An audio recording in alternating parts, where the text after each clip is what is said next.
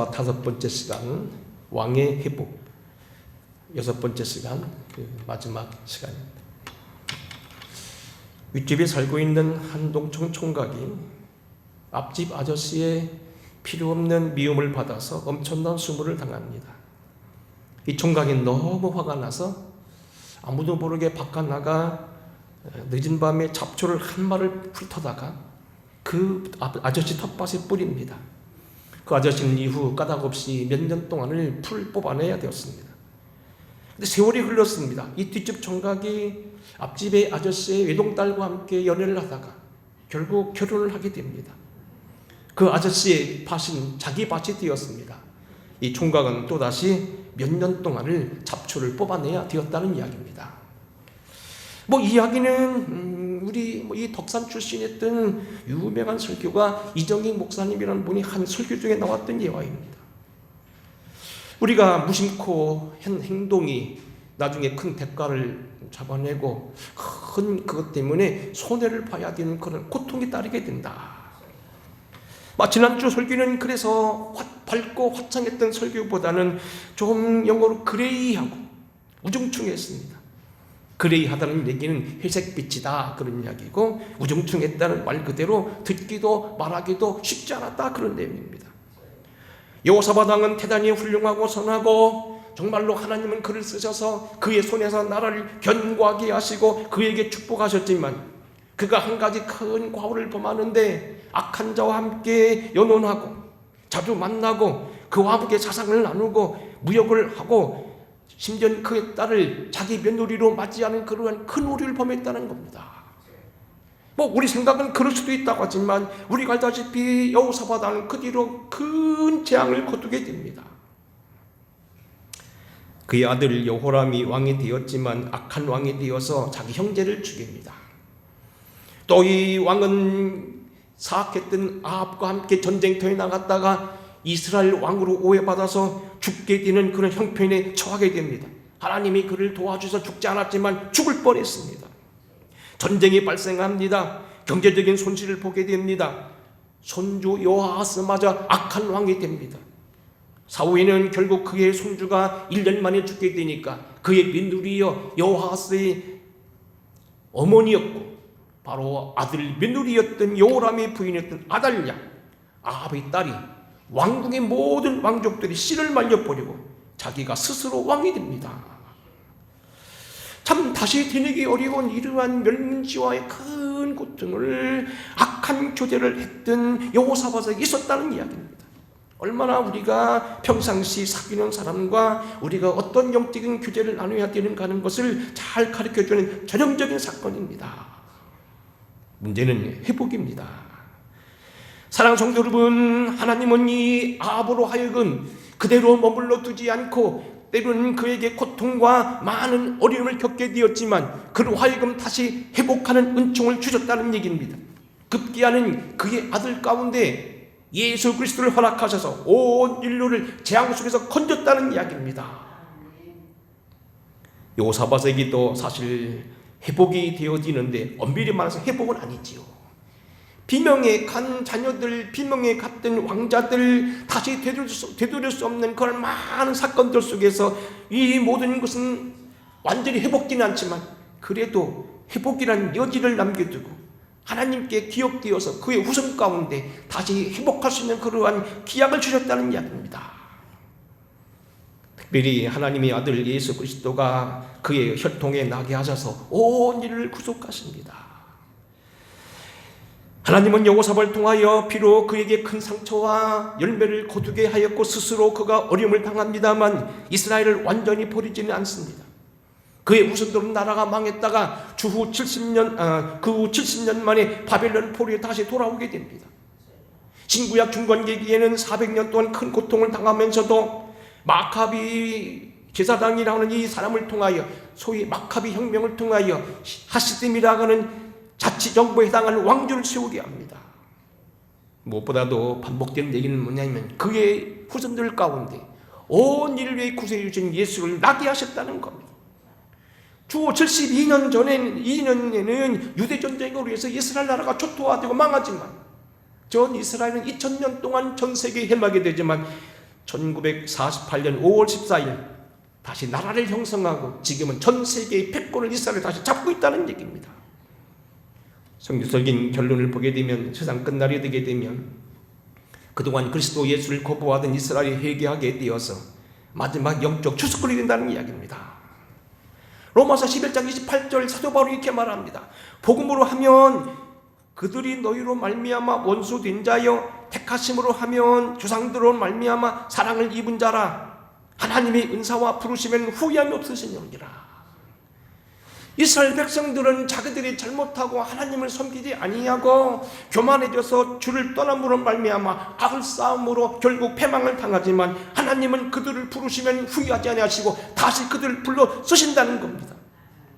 마지막 때가 되면 그들을 회복하셔서, 그래서 요즘 영화에 보면 뭡니까? 이스라엘 회복이라는 영화가 있습니다. 이스라엘 회복하셔서 마지막 때 그들로 하여금 전 세계에 순교를 하면서 많은 일꾼들을 주 앞으로 끌어낸 추수꾼으로 삼으신다는 얘기입니다.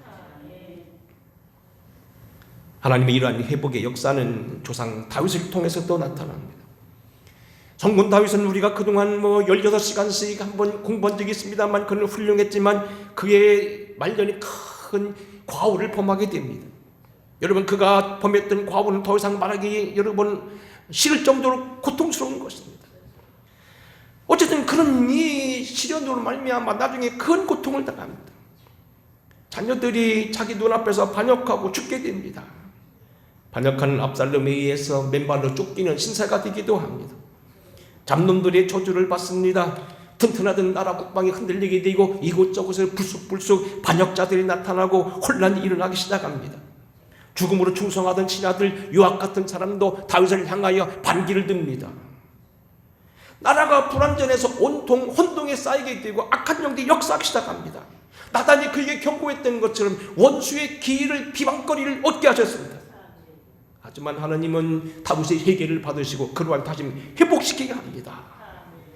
결국 이미 반복되는 말씀이지만 온 인류의 대속자, 모든 우주를 총괄에 갱신하게 하는 예수 그리스도를 다윗의 후손 가운데 나타내 가셨다는 겁니다. 여호사밧 역시 마찬가지라는 얘기입니다.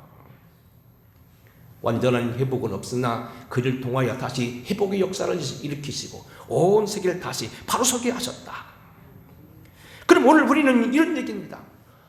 왕이 잘못함으로 하나님은 그에게 잡초를 거두게 하고 많은 고통을 당하게 했지만 그를 회복시켰다면, 우리가 이미 실수를 하고 주 앞에 죄를 범했다면 어떻게 일어서야 되냐는 겁니다. 가장 좋은 방법은 처음도 순종하고 나중도 순종하고 중간에도 순종하고 순종으로 가고 하면 가장 좋겠지만 그렇지 못한 경우는 어떻게 하냐는 겁니다. 절이 없어 범죄하고 거역하여 범죄하고 소위 말하자면 뭡니까? 혈기를 가지고 범죄하고 우리는 때로는 잘못 살고 늦게라도 깨닫는 것이 많은데 뒤늦게 우리들은 어떻게 해야 되냐는 겁니다. 하나님의 진노 속에 우리는 어떻게 행동해야 되냐는 겁니다. 타락 이후에 소위 말하자면 영적 침체기에 우리는 그 범죄함 속에서 어떻게 주님을 기억하고 회복을 약속받아야 되냐는 얘기입니다. 왕이 과오의 수렁 속에서, 심판의 수렁 속에서도 그가 나름대로 하나님께서 그를 쓰셨던 또다시 회복시켜야 된 중요한 신앙적인 면도 있었다는 겁니다. 그가 비록 자기가 잘못한 과거 때문에 멸문지화의 고통을 당하게 되고 그의 후손들이 많은 그의 뼈아픈 고통을 당하게 되지만 그래도 왕이 잘한 것 때문에 다시 하나님은 그를 다시 회복시켜 주시는데 그것이 무엇이냐는 얘기입니다. 왕의 회복입니다. 첫째로 오늘 여기 여호사밧 왕은 하나님 앞에 그가 책망받을 때 잘못을 인정하고 선지자의 말을 받아들입니다. 특별히 여기 말씀을 전하는 하나님의 종들의 말을 받아들입니다. 오늘 19장 1절부터 한번 읽어보겠습니다. 유다왕 여호사밧이 평안히 예루살렘으로 돌아와서 그의 왕궁에 들어가니라. 이건 18장에 있는 대로 전쟁 때 싸움에 나갔다가 죽을 뻔했던 사건입니다. 2절부터 같이 읽겠습니다. 2절 시작. 하나니의 아들 선견자 예후가 나가서 여호사밧 왕을 맞아 이르되 왕이 악한 자를 돕고 여호와를 미워하는 자들을 사랑하는 것이 옳으니까 그러므로 여호와께로부터 진노하시 왕에게 이 말이오다. 거기까지입니다. 이 지금 여호사밧이 악한 자와 교제, 아합과의 교제로 인하여 전쟁터에 싸움 나갔다가 사악한 왕의 게임에 빠져서 죽을 뻔하고 돌아옵니다. 안심하고 있는데 갑자기 선견자 예후가 나타납니다. 그리고 책망합니다. 왕이 채통 없이 조대가리라고 하건 닭대가리라고 하건 돼지대가리라고 하건 만나만 달라고 하는 정도로 그렇게 하셨습니까? 하나님이 그것이 옳습니까? 왕이 악한 자를 돕고 여호와를 미워하는 자들을 사랑하는 것이 옳습니까? 그러므로 여호와께로부터 진노하신 왕에게 이 말이다. 결국은 20장에 가서 전쟁이 터집니다. 그리고 이후에도 아까 말한 대로 많은 고통을 거두게 됩니다. 그런데 우리 여기서 주목할 말은 뭐냐면 왕이 책망받을 때 아무 대꾸를 하지 않았다는 겁니다. 대개 이러한 책망을 받을 때는 왕은 소위 말하면 뭡니까? 적반하장이라고. 무슨 말씀인지 알지요? 우리나라 말도 먹긴 놈이 썩낸다고 말해요. 더 성질을 내고 화를 내고 선지자들을 구박하는 경우가 많았습니다. 우리가 성경을 보게 되면 역대하 16장 10절에 보면 우시자왕 같은 경우는 그렇게 훌륭했는데 선지자를 향하여 화를 냅니다. 영어로 말하면 shut the mouth, 입을 닫으라 그럽니다. 아니면 네가 치리라. shut the mouth, 입 다물어. 가만히 있어. 가만히 더 이상 말하면 죽일 거야. 이런 얘기를 썼습니다. 16장 10절에 보게 되면 비교적 훌륭했던 아사왕 같은 훌륭한 왕도 진언하는 선지자를 옥에 가두어 버립니다. 역대하 24장에 내려가면 요아스 같은 이도 자기를 죽음에서 건져준 고모부 제사장 여호야다, 그를 죽음 속에 건져내서 그를 키워줬던 여호야다의 아들을 죽여버립니다. 왜? 자기를 향하여 쓴소리했다는 겁니다. 대개 왕들은 다윗과 같은 여호사밧 같은 훌륭한 임금 말고는 많은 왕들이요, 자기들에게 하나님 말씀을 전하고 책망하는 사람들이 화를 냅니다. 그리고 그들을 가두거나 때로는 돌로 쳐 죽였습니다. 아까 말한 요아스 같은 경우는 여호야다의 아들 그 아들을 돌로 쳐 죽입니다. 하지만 여호사밧은 그렇지 않았습니다. 그대로 받아들입니다. 그에 대해 대꾸했다는 말이 없습니다. 굉장히 중요한 얘기입니다. 때로 여러분들이 여러분 가정에 뜨끔한 설교를 한다든지 친한 얘기를 해도 들을 수 있는 여러분 아량이 있어야 됩니다. 선지자들은 엄밀히 말해서 물론 감정이나 표현에 좀 잘못도 있을 수 있고 적절한 표현이 안 돼서 좀 때로는 여러분이 거슬릴 수 있지만 하나님의 말씀을 담고 말했다는 걸 여러분 기억해야 됩니다.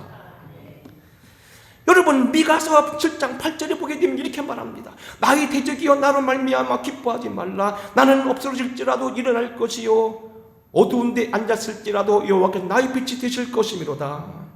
그리고 그 다음에 중요합니다. 9절입니다. 내가 여호와께 범죄하였으므로 그의 진노를 당하려니와 마침내 주께서 나를 위하여 논쟁하시고 심판하시며 주께서 나를 인도하사 광명에 이르게 하시리니 내가 그의 공의를 보리로다. 지금은 내가 범죄하고 조상들이 범죄하고 아담이 범죄해서 내가 죄인으로 태어나고 내가 죄인으로 잉태했기 때문에 어쩔 수 없이 고통도 당하고 시험도 당하고 내 뒤에는 기도한 사람이 적으니 나는 이러한 어려운 일을 당하지만 나는 결코 뒤는 물러가지 않는다. 하나님이 나의 빛이 되어 주실 것이고 기어코 나를 들어 쓸 거라는 겁니다. 내가 범죄했으므로 당하는 고통, 고난, 이 수모 내가 기꺼이 받지만 하나님은 절대 그렇게 나를 내버려 두는 분이 아니라는 겁니다. 변명하지 않았다는 얘기입니다. 사랑하는 성도 여러분, 우리는 이러한 회복의 역사를 첫 번째가 뭐냐면 자기 과오를 인정하는 겁니다. 다윗이 바로 그 대표적인 사람입니다. 우리가 잘 알다시피 사무엘하 12장에 보게 되면 다윗이 밧세바를 범하고 큰 범죄를 한 이후로 그에게 나단이 찾아와서 그를 책망합니다. 깊은 얘기는 다 할 수가 없습니다만 알다시피 뭡니까? 당신의 우리 이웃에 이러이러한 사람이 있었고 양을 키우는 한 마리 과부가 양을 키우는데 부잣집이 뭡니까? 손님 왔다고 그 양을 뺏어갔습니다. 그럼 죽일 놈이 있나? 그 얘기잖아요. 지금 막 제가 묻은 걸 얘기합니다. 17장 2절입니다. 나단이 다윗에게 이르되 당신이 그 사람이야.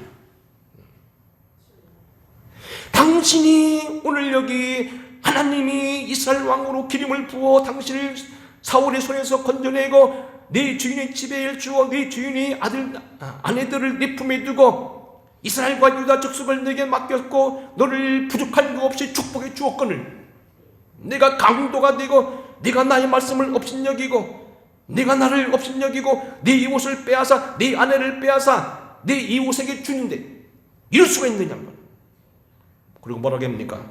보라 내가 네 집에 재앙을 일으키고 내가 네 눈앞에 네 아내를 빼앗아 네 이웃들에게 주니 그 사람들이 네 아내들과 더불어 백주에 통치하리라.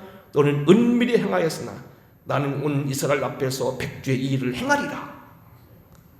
너 잘못한 것 때문에 너 벌 받을 거다. 아까 같은 경우 어떻게 하면 무시하나 요시하나 그 이상의 임금들은 뭡니까? 화를 내거나 옥에 가두거나 뺨을 치거나 때로는 백성을 통해 돌로 쳐 죽였습니다. 근데 다윗은 어떻게 합니까? 다윗이 나단에게 이르되 내가 여호와께 범죄하였노라 시인합니다. 근데 나단이 말합니다. 당신이 여호와께 사했으니 당신은 죽지 않을 겁니다. 다만 문제는 어차피 당신이 뿌려놓은 씨앗이기에 잡초이기에 당신이 원수들에게 비방거리를 얻게 하셨습니다. 당분간 고통을 당할 겁니다. 그런 이야기입니다. 일단은 뭐냐면 여하튼 큰 죄악에서 죽음을 모면합니다. 그뿐만 아닙니다. 다윗은 선지자 아닌 일반인 자기의 원수같이 여기는 잡류들의 비방도 받아들입니다.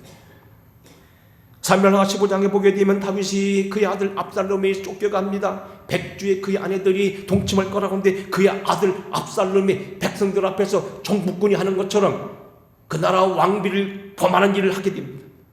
다윗은 어쨌든 쫓겨갑니다. 감람산 길로 올라가며 머리를 가리우고 맨발로 울며 터덕터덕 걸어갑니다. 이때 그를 미워하던 사울이 잔족 중 한 사람이 시므이라는 사람이 나타나와서 계속 저주하여 그를 따라옵니다. 티끌을 날리고 돌을 던지며 욕을 하면서 그를 조롱합니다.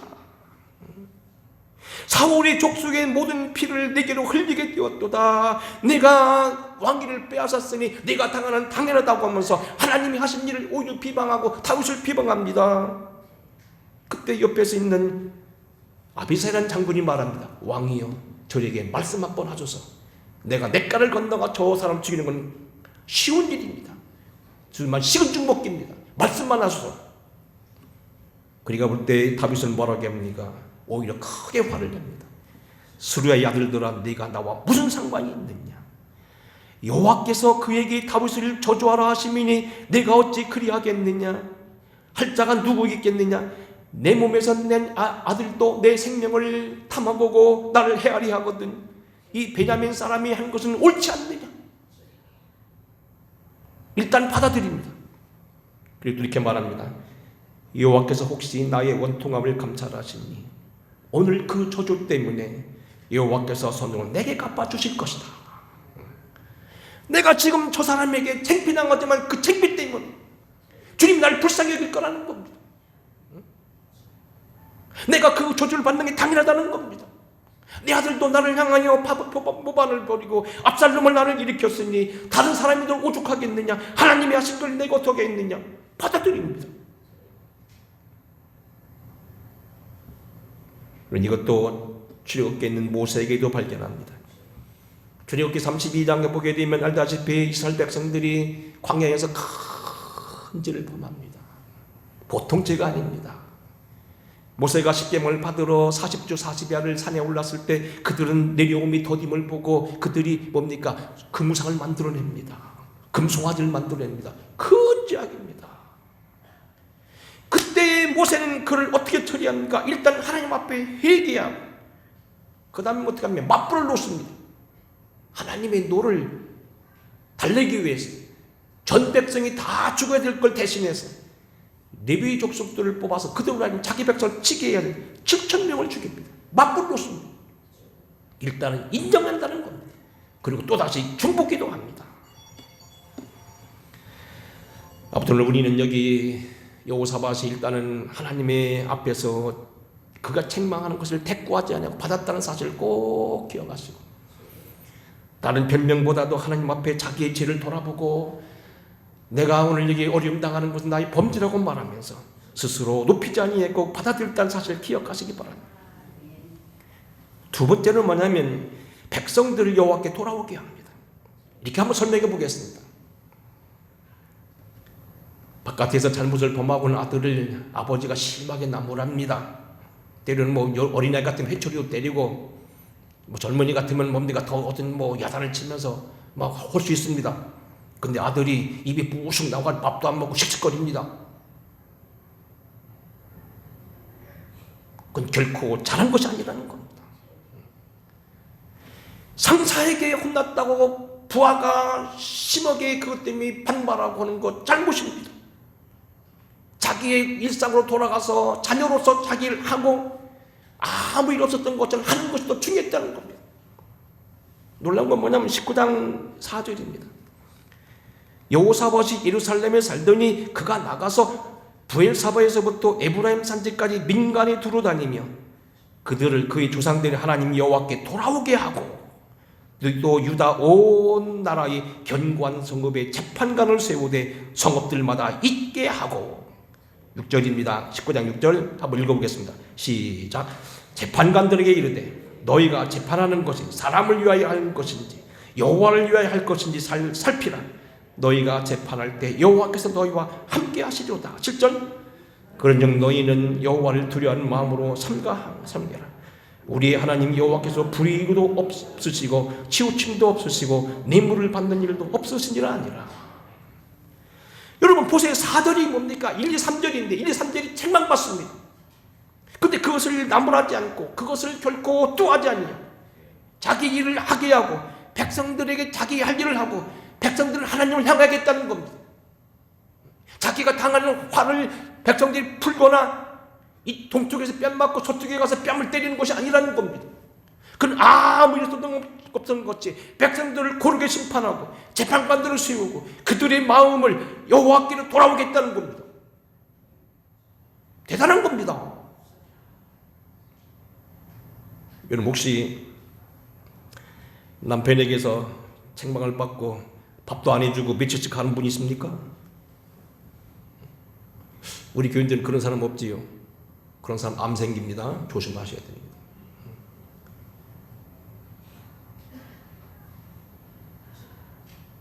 이웃에서 싸움하고 돌아와서 집에 와서 행패 부리고 자녀들하고 쥐약 주고 바깥에 화가 나니까 술 잔뜩 먹고 와서 자녀들에게 못 살게 하는 사람이 있습니까?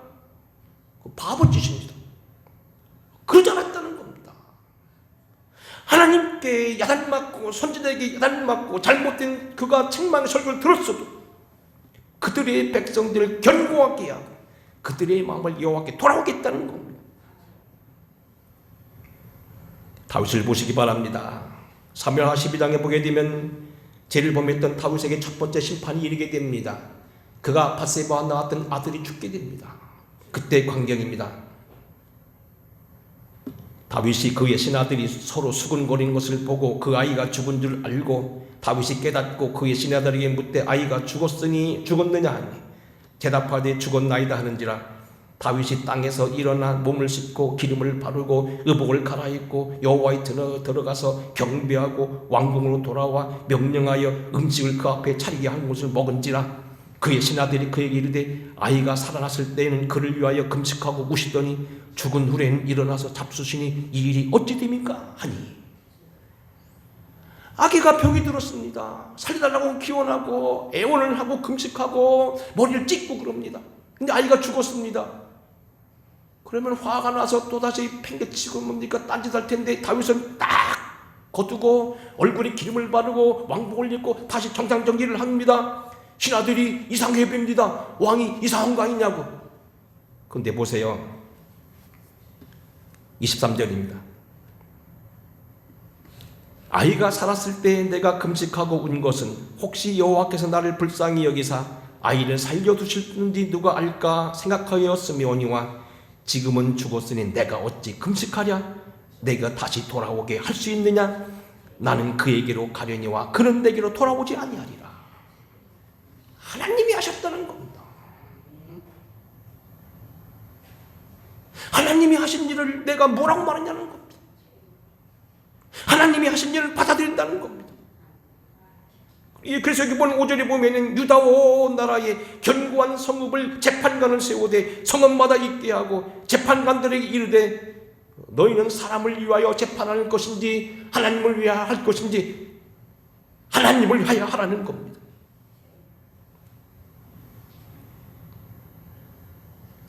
세 번째는 인사의 공정을 기합니다. 19장 8절입니다. 여호사밧이 또 예루살렘에서 레위 사람들과 제사장들과 이스라엘 족속들 중에서 사람을 세우고 여호와께 속한 일과 예루살렘 주민의 모든 송사를 재판하게 하되 그들에게 명령하여 이르되 너희는 진실과 성심을 다하여 여호와를 경외하라. 그리고 거기 11절입니다. 여호와께 속한 모든 일에는 대제사장 아마랴가 너희를 다스리고 왕에게 속한 모든 일은 유다 지파의 어른 이스마엘 아들 스바다가 다스리고 레위 사람들은 너희 앞에서 관리가 되리라. 너희는 힘써 행하라. 여호와께서 선한 자와 함께 하실지어. 인사의 공평을 갖추고 아주 규모 있게 합니다. 자기 일을 행하되 조금도 편벽 없이 했다는 겁니다. 홧김해버리지 않았다는 겁니다. 자기 마음에 맞는 사람만 쓰지 않았다는 겁니다. 네 번째는 오늘 본문입니다. 진노 중에라도 찬송하고 기도합니다. 오늘 여기 보면 20장 1절 한번 읽어보겠습니다. 1절 같이 읽겠습니다. 1절 2절 자, 시작. 그 후에 모압 자손과 암몬 사람들이 마온 사람들과 함께 와서 여호사밧을 치고자 한지라. 어떤 사람이 와서 여호사밧에게 전하여 이르되 큰 무리가 바다 저쪽 아람에서 왕을 치러 오는데 이제 하사손 다말 곧 엔게디에 있나이다 하며. 결국 하나님 심판이 어디까지 이르냐면 전쟁이 터집니다. 하나님이 이스라엘 백성들을 심하게 다룬 가장 큰 벌이 전쟁이었습니다. 말 그대로 전쟁을 하게 되면 수없는 사람이 죽습니다. 전쟁같이 비참한 건 없습니다. 가정이 깨져나가고 젊은이들이 죽고요. 뭐 자세는 다 날아가고요. 전쟁을 많이 치렀던 베트남, 필리핀 악한 정부에서 다 망했습니다. 여러분 혹시 기억할 겁니다. 해방 전후에 우리는 알람비를 먹었는데 그때만 하더라도 베트남이 우리나라보다 잘 살았습니다. 그런데 오랜 30년, 40년 전쟁을 통해 베트남 폭삭망했습니다. 하나님이 백성들을 치는 가장 큰 심판도구가 전쟁입니다. 이 큰 전쟁을 당하는 어떻게 합니까? 4절입니다. 3절입니다. 여호사밧이 두려워하여 여호와의 낯을 피하여 간구하고 온 유다 백성의 금식하라 선포하고 유다 사람이 여호와께 도우심을 구하려 하여 유다 모든 성읍에서 모아와서 여호와께 간구하더라. 여호사밧은 기도합니다. 하나님의 심판으로 전쟁이 터집니다. 백성들이 지금 큰 멸문지와 또 다른 고통을 당해야 됩니다. 재단이 깨어져 나가야 되고 사람이 죽고 젊은이가 끌려가야 됩니다. 정말로 이제 큰 고통이 그들 앞에 다가왔습니다. 이때 여호사밧은 하나님 기도합니다. 우리 같았으면 염치 없이 기도 못할 겁니다. 근데 그는 기도합니다. 뻔뻔스럽게 기도합니다. 12절 이하에 보게 되면 거기 기도 내용이 나와 있습니다. 우리 하나님이여 그들을 왜 징벌하지 아니하십니까? 우리를 치러오는 이 큰 무리를 우리가 대적할 능력이 없고 어떻게 할 줄을 알지 못하고 오직 주만 바라봅니다. 그리고 유다 모든 사람들과 그의 아내와 모든 사람들이 여호와 앞에 서게 합니다. 모든 백성들 같이 기도하게 합니다. 남은 내용을 이제 하지 않겠습니다. 이렇게 할 때 기적이 나타나. 하나님은 그에게 선지자를 세워서 싸우러 가지 말고 성가대를 불러대라고 하면 성가대를 앞장세웠는데 성가를 할 때 그들 가운데 놀라운 일이 벌어졌다는 겁니다. 그래서 그들 가운데 시체만 남았고 큰 영광이 돌렸다는 겁니다. 이건 언제 기인하면 다시 하도록 하고 오늘은 이제 넘어갑니다. 환난을 당할 때 우리가 태도가 있습니다. 이건 이스라엘 12지파뿐만 아니고 소위 말하자면 신약시대의 계파들 가운데 나타납니다. 이스라엘 나라가 어림을 당할 때 바리새파도 있었고 사도계파도 있었고 에세네파도 있었고 나중에 진로트라고 해서 뭡니까? 열심당원도 있습니다. 크게 4가지 입장입니다. 하나님께 돌아와 회개한 사람이 있었고요. 세속적으로 풀이어서 상관없이 그냥 우리만 잘 살면 된다는 사람이 있었고요. 아이고 세상 다 끝나버렸어 광야로 가자고 하고요. 포기한 사람이 있었고요. 하나는 뭡니까? 독립군들이 있었어요. 여하튼 문제는 뭐냐면 어려울 때 여호수아 와서 어떻게 합니까? 기도합니다. 지금 말씀대로 이 상당히 중요한 부분이지만 다음에 다시 또 하도록 하고요. 오늘은 여기서 끝냅니다. 일단 진노 중에 기도했습니다. 끝으로 한 말씀입니다. 여러분 19장 3절을 잘 보시기 바랍니다. 같이 읽어보겠습니다. 19장 3절 오늘 설교 키포인트 짧지만 굉장히 중요한 설교입니다. 3절 자 시작. 그러나 왕에게 선한 일도 있으니 이는 왕이 아세라 목상들을 이 땅에서 없애고 마음을 기울여 하나님을 찾은 님이다 했더니 한번 다시 읽습니다. 3절 자 시작. 그러나 왕에게 선한 일도 있으니 이는 왕이 아세라 목상들을 이 땅에서 없애고 마음을 기울여 하나님을 찾은 님이다 했다. 중요히 보면 평상시 선을 행한 게 있다는 겁니다. 잘못도 있었지만 엉뚱한 짓 있어서 과오를 심었지만 잡초도 뿌렸지만 평상시 좋은 잘못 때문에 완전히 망하게 하진 않는다는 겁니다. 다시 이렇게 세울 거라는 겁니다. 굉장히 중요해요. 여러분 다니엘서 4장 보면 나옵니다. 다니엘서 4장에 보게 되면 느부갓네살 왕이 앞으로 하나님 앞에 미친 병이 걸리게 될 큰 조울증이 걸리게 될 그러한 예고를 받습니다. 그때 다니엘이 이렇게 말합니다. 그런즉 왕이여 내가 아리는 것을 받으시고 공의를 행함으로 죄를 사하시고 가난한 자를 긍휼히 여김으로 죄악을 사하소서. 그리하시는 왕의 평안함이 혹시 장구하리다 아니라. 공의를 행하시고 죄를 사함을 받고 가난한 자를 긍휼히 여기셔서 사함을 받아서 그렇게 되면 왕이 혹시 편안하리이다.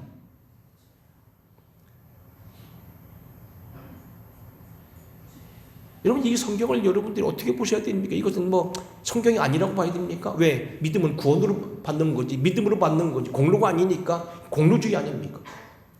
여러분 잘 들으세요. 이것은 공로주의가 아닙니다. 선행의 지혜입니다. 그래서 여러분 이런 얘기도 여러분 되나 모르겠습니다. 과거 우리나라의 기도를 많이 한 어떤 분이 천국에 가서 죽었다 살아난 적이 있습니다. 유명한 사람, 그의 아버지도 감독에 해당되는 분이셨고 교회를 크게 목회하는 감리교 목사님 딸입니다.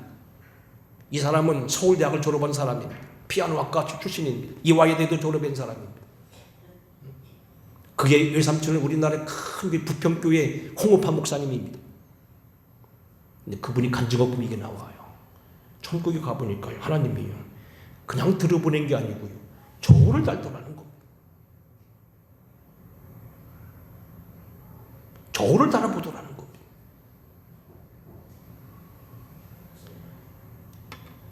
여러분 구약 성경도 성경이고요. 다니엘서도 중요한 성경입니다. 특별히 요한계시록을 짝하게 되는 구약의 묵시록입니다. 물론 성경에는 이곳저곳 소묵시록이 있지만 가장 대표적인 마지막 책은 요한계시록과 다니엘서입니다. 다니엘은 굉장한 묵시가입니다. 우리는 다니엘서를 좀 주목해 드려야 할 필요가 있습니다. 예수님께서 마태복음 24장에 보게 되면 이 다니엘서를 인용합니다. 다니엘이 말한 바 가져가는 것이 제단에 설 때 마지막에 온 줄 알아. 굉장한 인물입니다. 예식을 저희가 보게 되면 다니엘, 욥, 노아가 있을지라도 감당치 못한다고 믿음 가장 좋은 사람이 노아와 욥과 다니엘을 들고 있습니다. 유명한 사람입니다. 그 다니엘이라는 소리입니다. 다니엘 역시 하나님의 계시를 받은 사람입니다. 그런즉 왕이여 내가 아리는 것을 받으시고 공의를 행함으로 죄를 사하고 가난한 자를 긍휼히 여김으로 죄악을 사하소서. 그리하면 왕의 평안함이 혹시 장구하리이다. 오늘 본문입니다. 3절입니다. 그러나 왕에게 선한 일도 있습니다. 이는 왕이 아세라 목상들을 이 땅에서 없애고 마음을 기울여 하나님을 찾은 일입니다. 왕에게 분명 잘못했지만 하나님 섬긴 것 기억한다는 겁니다. 하나님 그 기억하는 것을 절대 무시하지 않는다는 겁니다. 하나님 그 대가를 주신다는 겁니다.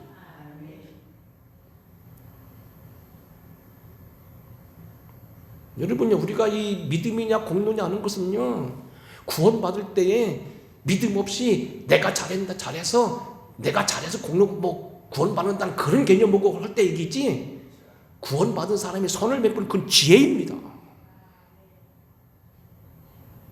잘 들으셔야 돼요. 저도 이렇게 목회를 가만히 하면서 이렇게 정리를 해봅니다. 벌써 이제 40년이, 내년이 이제 만 40년이 신학을 졸업하고 나와서 목회 시작한 40년 뒤는 했는데, 그래서 저도 뭐 한 5년 이렇게 앞으로 남았습니다만 가만히 정리해 봅니다. 제가 목회했던 40년간에 숱한 사람을 많이 대해봅니다. 잘한 사람도 있지만 제게 뿔을 들이대고 아주 괴롭게 한 사람도 있습니다. 근데 그런 사람들 중에서도 두 가지가 있더라고요. 전혀 무턱대고 온 사람은 나름대로 선을 한 사람은 다르더라고요. 처음에 왜 그럴까 했어요.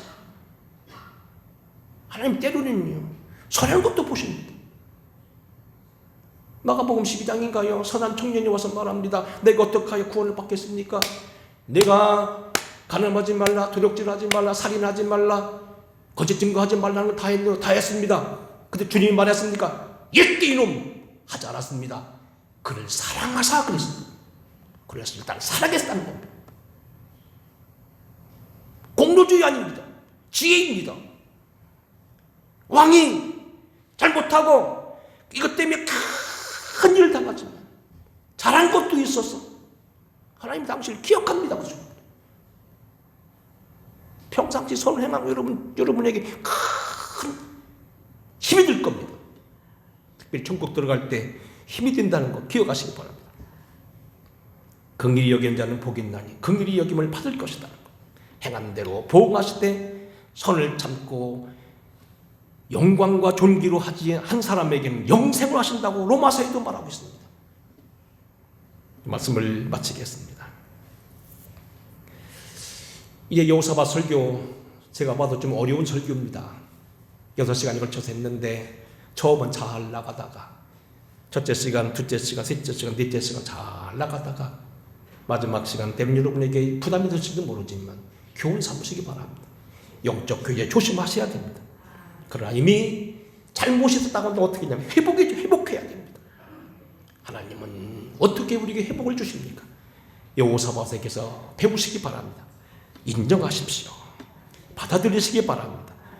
그리고 백성들을, 여러분 주변 사람들을 하여금 하나님을 보게 하셔야 합니다.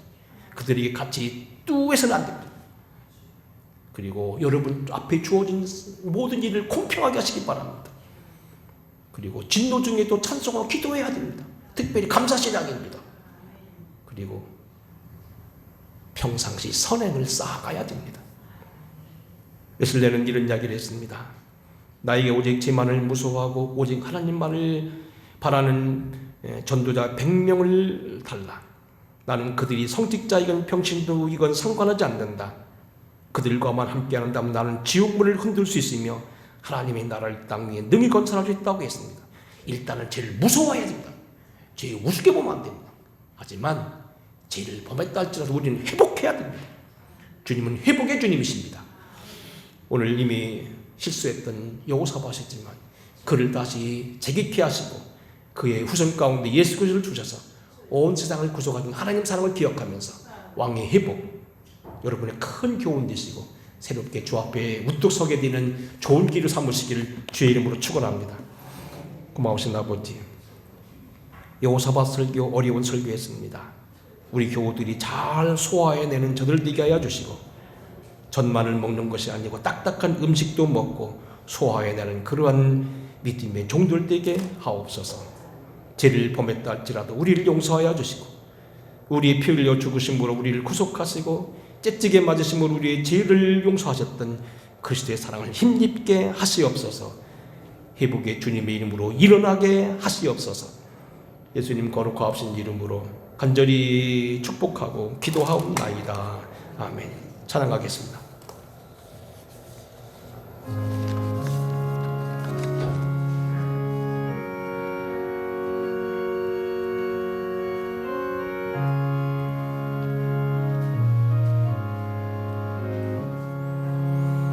예수가 거느리시니 즐거워 평안하구나. 주의 하루 둥고 깨는 것 예수가 거느리시네.